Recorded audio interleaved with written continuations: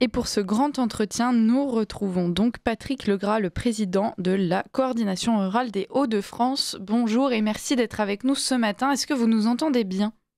Oui, je vous entends bien, bonjour. Alors si on vous a invité, c'est pour parler donc de cette fameuse loi Duplon, cette loi qui a donc été adoptée hier à l'Assemblée nationale dans sa version définitive, 316 voix contre 223 pour passer, donc avec une opposition principalement notable de la part de la gauche et des écologistes.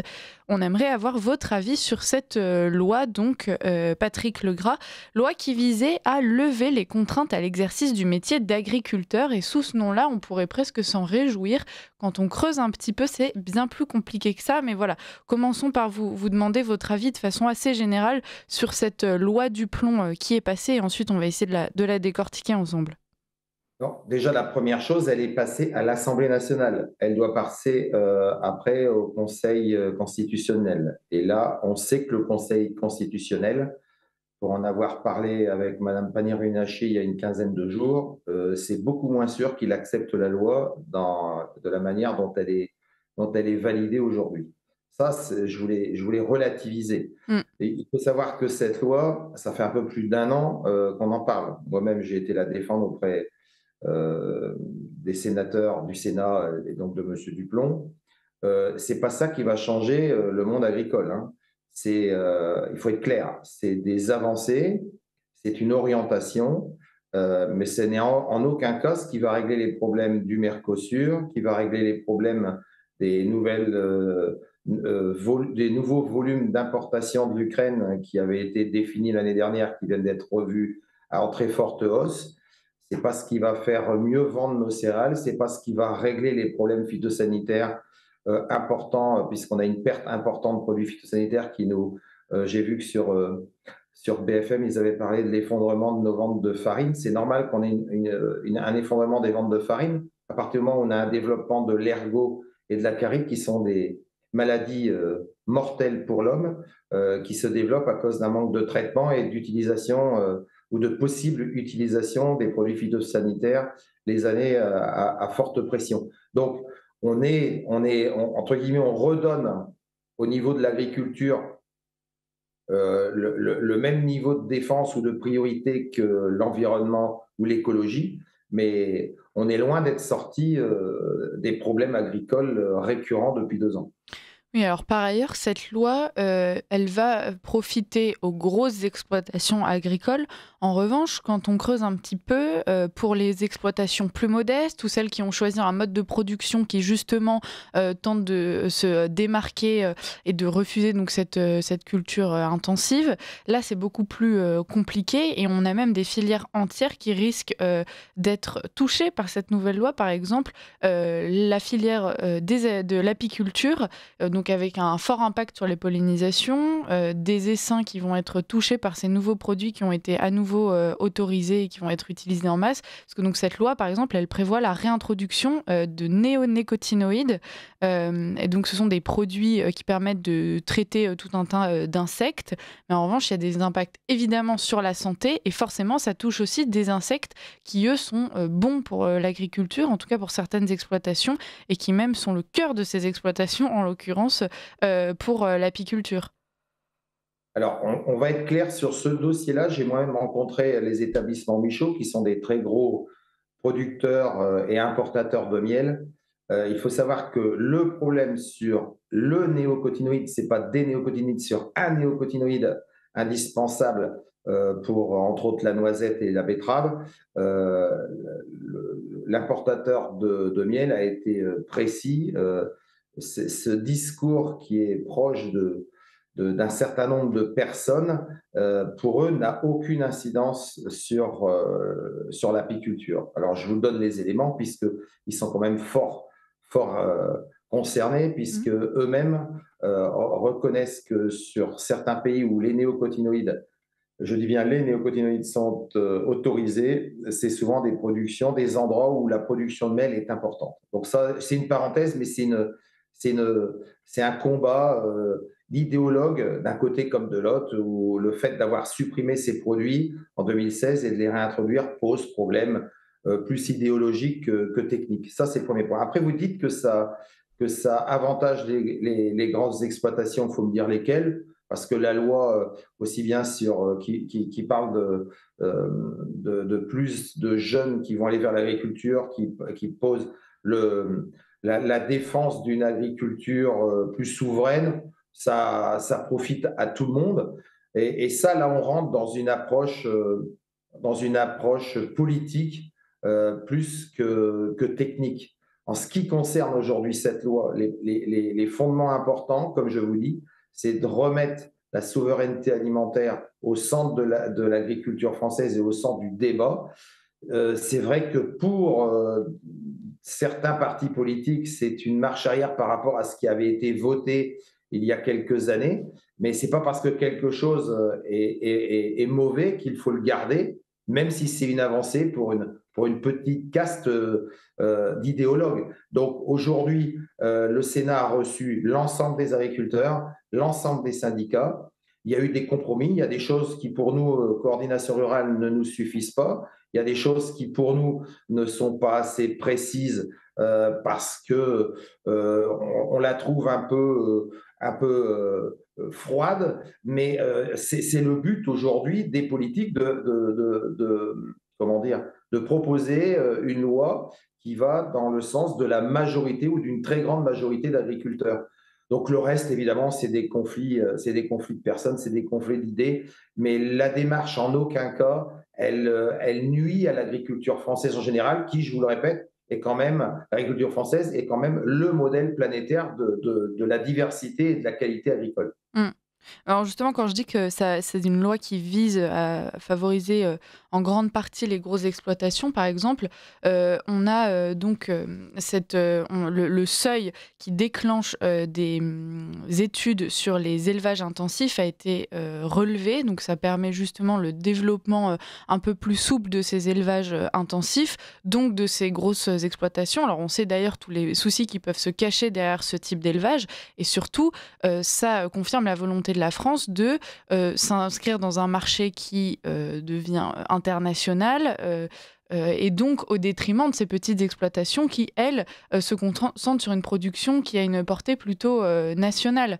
Et en confirmant notre position sur ce marché, il y avait peut-être d'autres décisions à prendre qui, là, auraient pu favoriser nos agriculteurs sans pour autant promouvoir ce type d'exploitation, donc avec, malgré tout, on le sait parfois, bien des problèmes derrière, et donc, encore une fois, qui a tendance à écraser aussi les plus petits agriculteurs. Donc, par exemple, en revoyant la façon dont on se retrouve en concurrence vis-à-vis de l'Ukraine. Aujourd'hui, que ce soit pour le poulet, que ce soit pour le bœuf, que ce soit pour le cochon, le fait d'avoir relevé le nombre ou la quantité des animaux est ridicule par rapport aux pays que vous avez cités, que ce soit l'Ukraine, que ce soit le Brésil, l'Argentine. On est sur des élevages de plusieurs dizaines de milliers d'animaux, souvent traités et poussés avec des hormones. Mmh. Donc ça n'handicape absolument pas les plus petites exploitations. Moi-même, j'avais de l'élevage. Le fait qu'il y ait des nouvelles normes sur des plus grosses exploitations m'a quand même fait arrêter l'élevage. Pourquoi? Parce que c'était compliqué par rapport au contrôle, c'était compliqué par rapport à la législation et c'était compliqué par rapport aux revenus. Il faut être clair que ce discours aujourd'hui est bien gentil, mais les mêmes aujourd'hui qui critiquent cette augmentation de normes sont les premiers à dire que pour avoir des prix pas trop élevés, il faut importer beaucoup plus. Il faut pourtant, lorsqu'on écoute certains ministres, il faut limiter l'empreinte carbone et les importations. Là, ce que fait Madame von der Leyen, puisqu'on repart aussi sur une volonté, en plus du Mercosur, de faire un libre-échange avec toute l'Asie, il y a un double langage qui est totalement ridicule. Nous, ce que l'on dit aujourd'hui, l'agriculture française, elle est diversifiée. Elle exporte, oui, mais très peu en animaux. Je le répète, très peu. On est beaucoup plus victime, aussi bien pour le poulet à près de 50% ou le bœuf, des importations plutôt de l'exportation. Donc, on vit sur des idées préconçues qui existaient il y a une dizaine ou une vingtaine d'années, qui ne sont plus du tout d'actualité aujourd'hui. La seule chose que l'on exporte en quantité aujourd'hui en France, de façon récurrente, même si elle a et une forte diminution, c'est les céréales. Et comme je vous dis, le problème céréales avec la baisse des utilisations des produits phytosanitaires fait que nous ne répondons plus aux normes, non seulement d'exportation, mais même aux normes internes, ce qui pousse également un grand nombre de meuneries, de transformateurs à importer des blés qui sont de qualité sanitaire supérieure. Donc, on est dans une crise agricole qui est loin d'être terminée, où la loi aujourd'hui est plus, je dirais, marque plus une volonté et une orientation qu'une résolution des problèmes agricoles. Mais c'est quand même dramatique que parce qu'elle ne coûte que quelques dizaines de millions d'euros pour 400 000 agriculteurs, qu'on traîne ce boulet depuis maintenant plusieurs mois, quand je vois que notre président ou nos gouvernements ou l'Europe euh, est très généreuse avec l'Ukraine, avec d'autres pays, pour plusieurs centaines de millions d'adhésions ou plusieurs milliards, sans aucune question, sans aucun problème. Nous, ce que l'on souhaite aujourd'hui, c'est que l'ensemble des agriculteurs, petits, moyens et un petit peu plus gros, c'est sûr qu'il y a, comme dans tout, il y a différentes tailles, puissent vivre de leurs produits et puissent transmettre leur exploitation. Parce qu'aujourd'hui, la crise quand même qui est importante, c'est que malgré tout ce que l'on peut dire, petit, moyen ou gros, on a un effondrement de nombre des agriculteurs depuis maintenant une trentaine d'années et les 10-20 années qui viennent vont encore voir diminuer le nombre d'agriculteurs par deux. Donc il faut peut-être regarder le problème dans son entier que de voir chacun à sa lorgnette le petit problème ou sa petite idéologie échouer. Je prendrai l'exemple pour nous de la Somme où sur l'usine Insect, on voulait faire de la protéine avec des insectes. C'est plusieurs centaines de millions qui ont coûté aux contribuables avec une start-up qui avait une très bonne idée. Bilan de l'opération, l'usine a fonctionné 6 mois, elle a été en redressement judiciaire, là elle est en liquidation. Donc je ne dis pas que c'était une mauvaise idée, mais les idées qui coûtent cher et qui ne sont pas rentables, je pense qu'on en a beaucoup dans ce pays. Effectivement. On continue avec vous encore quelques minutes. Patrick Legras, j'annonce juste la suite. On retrouvera Arnaud Benedetti à 7h30, chers auditeurs, pour parler à nouveau de Boualem Sansal qui ne pourra pas bénéficier de la grâce présidentielle. En attendant, on continue sur ce sujet de l'agriculture. Patrick Legras, quand on entend ce que vous dites, justement, on s'interroge pourquoi est-ce que nos députés s'engagent autant sur une loi qui va chercher aussi précisément la façon dont on va autoriser ou non des produits, la façon dont les méga-bassines vont ou non être développées, à quel seuil on va mettre pour favoriser cet élevage intensif, alors que en premier lieu, si jamais on voulait réellement aider nos agriculteurs en France, c'est pas en valorisant l'élevage intensif, en installant des méga-bassines, c'est avant toute chose en permettant à la France de ne plus subir de plein fouet ces importations. Vous avez parlé du poulet ukrainien, mais effectivement, il y en a plein d'autres. Et réguler cela, ce serait déjà une énorme partie du problème qui serait réglé. Là-dessus, on n'entend pas grand-chose. Pour être clair, l'élevage intensif, c'est un mythe. C'est quelques exploitations qui souvent se sont regroupées, qui sont poussées par un système coopératif ou des agro-industriels, où là, je ne pourrais pas vous répondre puisque ce n'est pas la position de la coordination rurale, hein, par rapport peut-être à un syndicat aujourd'hui qui est très majoritaire et très orienté à l'importation, hein. Vous prenez M. Rousseau, hein, c'est le groupe Avril, c'est 4 milliards d'euros. C'est de l'agro-industrie. Donc, cette agro-industrie, c'est quelques agriculteurs et c'est quelques personnes. Et on prend comme exemple français ces quelques personnes ou ces quelques responsables qui ne représentent pas les 390 000 agriculteurs aujourd'hui, mais qui n'en représentent que quelques centaines. Ça, c'est le premier point. Sur les méga-bassines, donc sur les bassins, c'est une déchirure pour certains idéologues. C'est pareil, stocker l'eau d'hiver, quand on voit les chaleurs qu'il y a eu encore cette année pour arroser l'été. Alors, ça part du principe que c'est quelques-uns, ça part du principe que c'est pour des exportateurs de maïs. Et ça, c'est pareil, c'est un mythe. Qu'est-ce qui empêche les personnes? Moi-même, je suis responsable dans l'Hauts-de-France, on va peut-être faire des bassins. Le but, c'est vraiment de répondre à une demande d'eau l'été par rapport à tout ce qui coule vers la mer l'hiver. S'il y a des personnes qui soient écolos, moi je dis souvent écolo bobos ou de petites exploitations, il n'y a aucun problème que ces gens participent au bassin, mais on met ce mythe chez le consommateur ou chez l'habitant français pour dire les gros contre les petits, les gros mauvais contre les bons petits sympathiques écolos. Non, mais ça reprend un peu la lutte des classes des années 70 qui est has-been, pour être clair. Ça n'existe pas. Moi-même, nous, que ce soit petit, moyen, on s'entraide, on travaille ensemble, on se rend des services. Et ça, c'est la vraie réalité du monde agricole parce que, pour être clair, je vais être vulgaire pour ça, tout le monde aujourd'hui est dans la merde. Mm.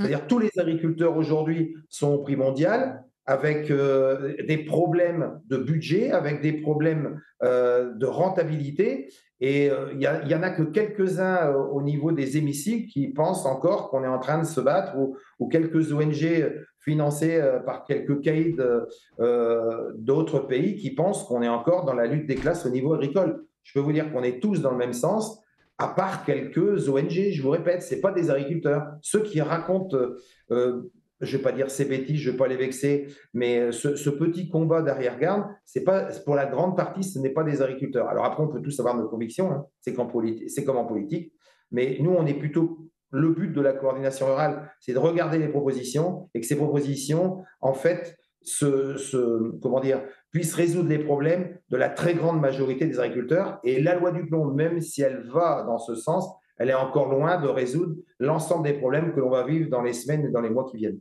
C'est ça, il y a peut-être pas de lutte des classes au sein de la France. En revanche, c'est sûr qu'il y a une lutte des agriculteurs français face au reste du monde. Donc, on espère que l'issue du combat sera favorable à nos agriculteurs, évidemment. On attend des mesures du gouvernement pour pouvoir soulager nos agriculteurs de cette concurrence insupportable et qui, du coup, en l'occurrence, motive la loi du plomb, par exemple, sur l'autorisation de ces néonicotinoïdes, justement pour pouvoir faire face à cette concurrence toujours plus étouffante. En tout cas, Patrick Legras, merci beaucoup pour votre engagement au sein de la coordination rurale. Merci de nous avoir éclairé avec votre connaissance du terrain.